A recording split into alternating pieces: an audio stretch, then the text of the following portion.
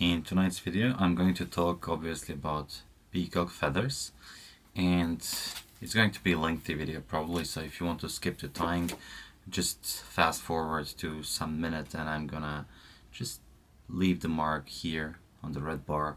I'm gonna trace it and you will have the how I organize the video here, like content or something. So first I'm going to talk about feather anatomy, and it's very important, so let's start from the beginning of the feather.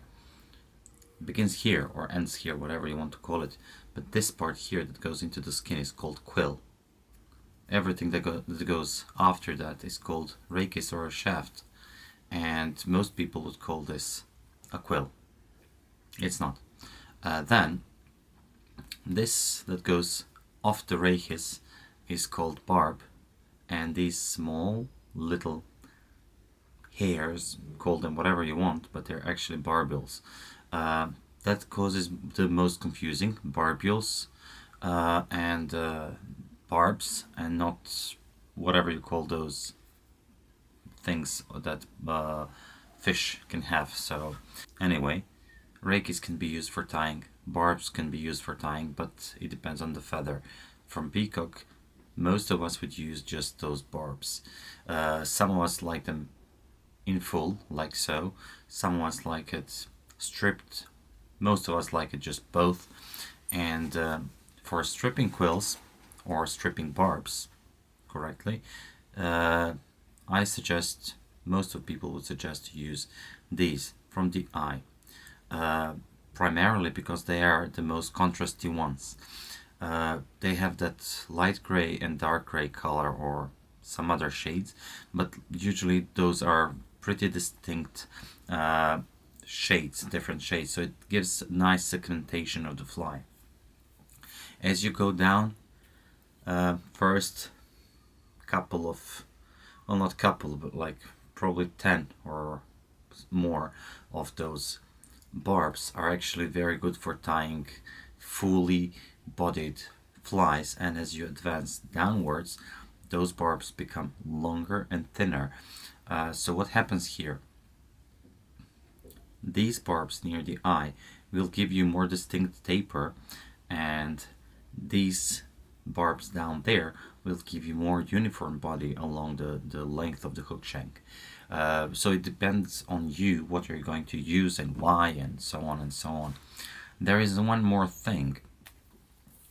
When you take the barb off the rachis, it has obviously two sides, and they're like getting convex. So sometimes, depending on how you tie, when you tie by the tip, for example, and you wrap conventional way, you can face convex side this way or that way. It depends on what you want to achieve. Most of the times it's just not important for most of us, but you have a choice, and that's very important to know. Also, it's very important to know that the tip is super fragile, as you can see. As you advance towards the butt end is like super sturdy, so keep that in mind when you're tying your flies. So if you're using very long barb, like those are here, I mean you can see it like compared to my head, and I have a rather big head, those are like quite long, quite narrow, so I like to use them for smaller flies. If you go even further down, you can find some very narrow barbs, and those are super good for very tiny flies. On some feathers you can find even down for 20, maybe even less than 20, size less than 20. Also, I want to say that those barbs down there are less dense with barbules than those barbs here. Also, as I said, these barbules are shorter to those one here. Protection. How to protect this? There are probably several ways. I know for 3. Actually, I assume for the third one because I haven't tried it. What I usually do is I wrap the barbule with a thread, or thread around the barbule, and then wrap everything together. or I rib it with wire, counter rib it with wire, or there is another one, you can actually wrap conventional way the barbell and wrap conventional way the wire. What is important to know is if you have, like, for example, 20 reps of barb, I said barbell before, so keeping that, like, please ignore me. So if you have 20 reps of barb along the hook shank, you need to have more than 20 reps of wire, let's say 22, 25, whatever. So you will cross the barb along the shank with same direction of the wire. As opposed when you're doing the cross wrap, you need just a couple of reps to reinforce it fully. So if you do the same direction, you need to have more reps of wire than barb. I tried that way, it's amazing, it works well with thin wire. I was afraid that the wire is going to show through the barb, but actually it's not, especially if you're using 2 or 3 barbs together like so and wrapping them by the tip using those lower barbs just under the peacock eye. It's very good technique. The third method I would probably use, and I'm going to try that, I've never used it for full barb, I used it for stripped barb obviously, is super glue. What I assume is that super glue is definitely better used if you have the glue, the gel one, as opposed to the liquid one, which will actually soak into the barbules and destroy your fly, make you upset, I guess. At least I would get upset. So I would use gel. I would use very tiny amount just to cover the shank of the hook. So as you cover it from all sides with super glue, very thin film of super glue is here. So when you wrap the barb over the hook shank, it doesn't soak in the super glue too much, just a little bit, and I think that would protect that barb pretty good, especially maybe some good quality super glues like, I guess, Loctite, or maybe some fly fishing glue, whatever. I never used one. Now about the fly.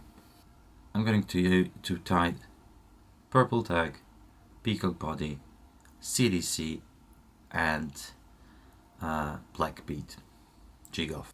So I'm using the MCO 900BL dry fly hook. I love this hook, it's pretty good one, super sharp. It has a little bit longer shank for this purpose here. Purple tag. I used lower barb, so the long one with a uniform thickness. I'm using half of the CDC feather, black jig off bead, 2 threads, black one to secure the bead, and Semperfly nano silk to tie off the whole fly, and I'm using the silver wire to reinforce everything. So without any further ado, I guess we can hop into tying. As I was saying, I have a 900BL TMCO hook in the vise. It's size 12, and I have 3.3 black jig of tungsten, and for just securing the bead I'm going to use Vivus A/0, and obviously just start with flat thread. You don't need to do this too much, just couple of reps, start everything, and then in figure of 8s or crisscross or whatever you want to call it, just go. You notice that I just crisscrossed once, or now you can do it like twice, 3 times.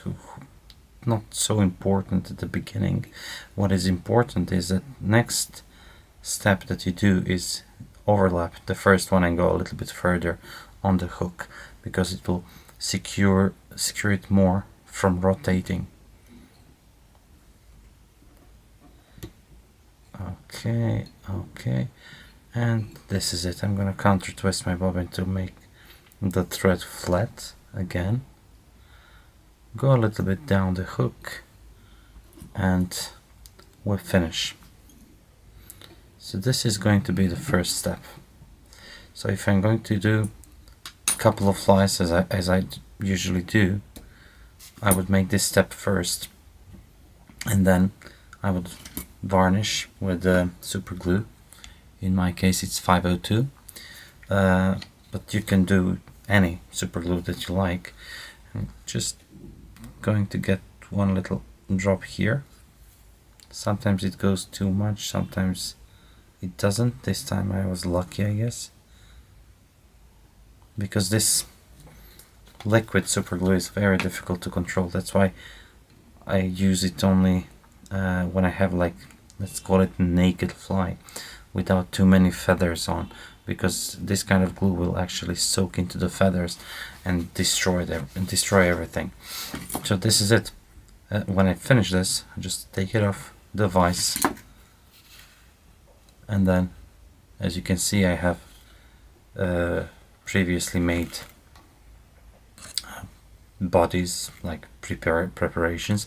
So the first one I finished, I'm gonna take it now because it was on this foam drying the longest time, obviously. So now this is super dry and I can continue my tying. I'm gonna switch my thread, 180 nano silk. I just like to use the thin one here, and I can color it because I'm gonna use a split thread or dubbing loop technique as a finish of the fly. So that's why I need thin thread. I don't want too much bulk near the collar. Now I will use purple. Just take a pinch and take like so. You can just take out those short ones, and here I'm going to just grab it, as you can see, fold it back, and then go with my thread towards the bend of the hook. Obviously this is not going to be super big tag. If you need more, you can always do this. Fold it back, catch it with your thread and cut this. It's going to be bigger, but I don't want this one to be too big. This is going to be plenty. Just a tiny little hotspot over here. Now let's talk about barbs. Right one, left one.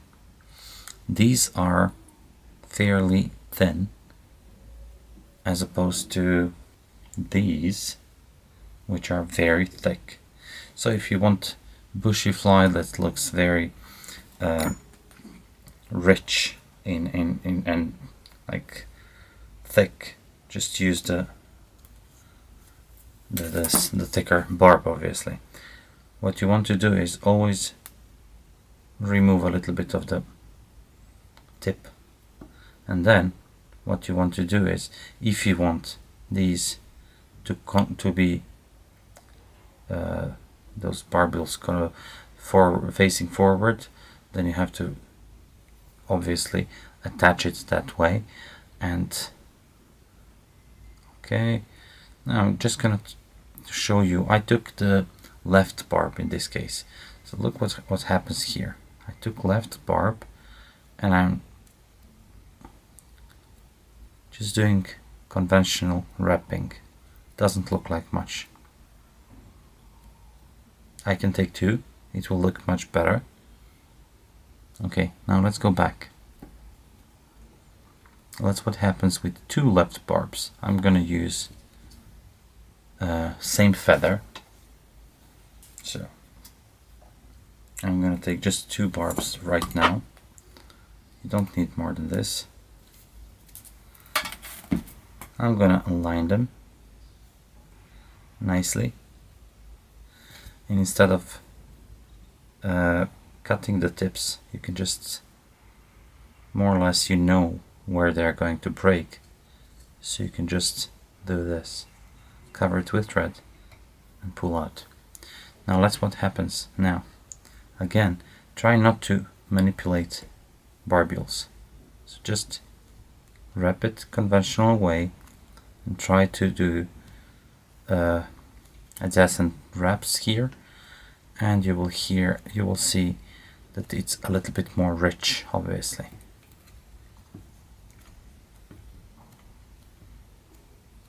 And the taper is going towards the bead, because obviously the tips are the thinnest one, and as you advance through the barb, the width is actually increasing. So this looks fairly bulky, and this is not what I want exactly. But let me take two of the barbs from the same feather, but from the right side. I'm gonna tie them by the tips this same way as I was doing this one. So now I'm going to use two right barbs, again tying them in by the tips, covering those tips and breaking them off. Now I'm gonna take them almost by the butt section, and I'm going to just go forward with these. So again, wrap next to another, each wrap next to another. Look how they are lining more dense now, and you can see that barbules are actually going backwards here. But look how dense this body is. These are short, so I'm not gonna have enough here, but look how dense this body is. It's beautiful. It's good for bombers and red tugs or something like that. It's very beautiful. You can go with wire through this and you won't even notice. Let me just show you this. I'm gonna twist the thread to make it thinner, and look at this. I'm just gonna go fast through those barbules, sorry. And you can see here you don't even notice the thread, and you're reinforcing it. So I'm just gonna go back, and I'm going to do something much simpler than this. So far we concluded that left and right barb are not the same when you're using them on this. Now I'm gonna just take a little bit of wire to reinforce my fly, because that's something I usually do, and I'm gonna use silver wire because it's next to me, but I'm not going to use thick. This one is fairly thin. And okay, let me just secure it here.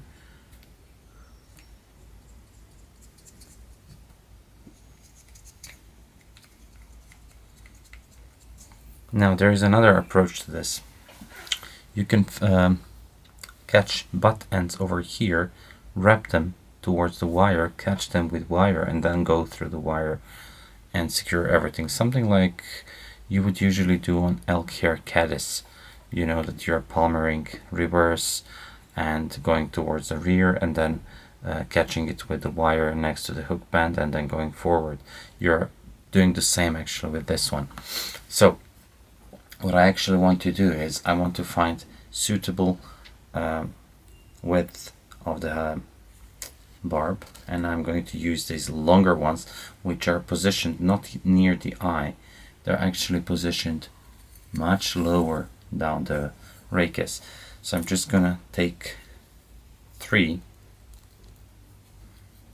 The advantage of using these is one of the advantages is that it's like saddle hackle. It's like super long, so you have the same width as you go along the barb, which means that you're not going to have this taper, too thick taper, because that's exactly why I wanted to have this long shank. I want just elongated dark fly with this beautiful peacock color. So I just took any. For this purpose, I don't care like is it left or right. I'm just gonna wrap it, and in a lot of cases I'm gonna just leave the thread here, wrap it with the thread, and rib it with or not rib it with wire. So let me just show you this one. I'm gonna counter spin this, counter wrap it. Okay, and they're aligning nicely.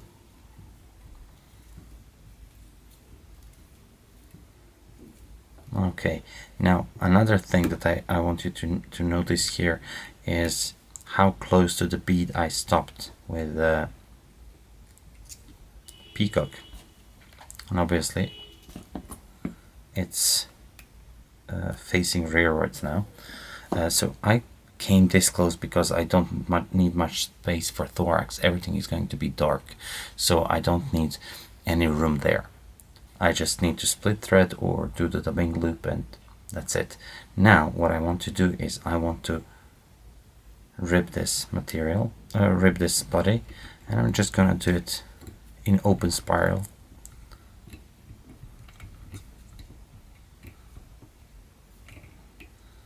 Okay.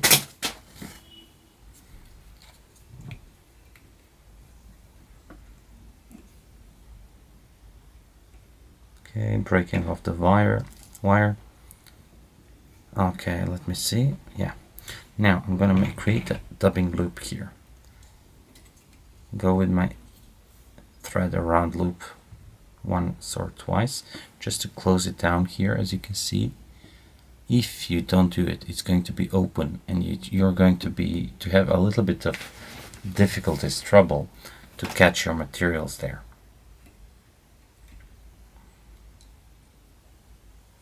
Now I'm going to take one CDC feather, and for this purpose always use lower quality feathers, because good ones are precious. So this one has broken tip, that's why I consider it lower quality. I'm going to remove those lighter colored ones near the quill. As I said, this is the quill, so I just removed those near it. And then I'm going to grab it with a clip, just for the matter of ease. It's much easier if I manipulate it with a clip than with my fingers, because this way it will stay where it's supposed to stay. So you just need half of the feather, less is more. Now you can choose to use the same dubbing here, but I don't want to use the same one. I want to use the one in peacock color, like so, and take just fairly small amount of it. You just want to color the thread in this case. You're not actually dubbing it for the purpose of dubbing, because you already have dark here. Now just do it here. One more thing, you have a dubbing noodle here. Close to your close to the hook is dubbing that's going to be to the rear, and further away is the one that's going to be near the bead. I want to put my CDC further away if I want to CDC to be near the bead, or vice versa if I want it to be a little bit rearwards. So I'm just gonna spin my dubbing twister here. One more reason I used GSPs, because I can spin like crazy.